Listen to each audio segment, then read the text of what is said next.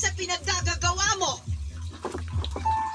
Labag sa loob ni Mama na gamitin ang pinili kong telebisyon.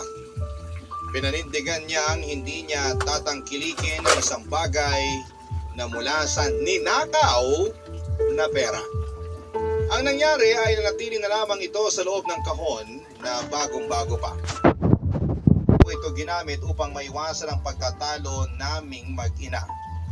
Mula nang pinagsabihan niya ako ay wala na akong ibinalita sa kanya tungkol sa kinikita ko sa maruming paraan.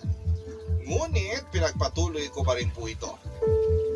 Nanatiling normal ang kalakaran sa opisina, wala ni isang taong nakakaalam sa ginagawa ko, lalo na si Camille. Katulad lamang noong hindi pa ako nangungupit ay magarbo pa rin ang kanyang pamumuhay. Hindi man lang nakaapekto sa kanyang karangyaan ang pagbabawas ko ng kayamanan niya. Ipinatili ko sa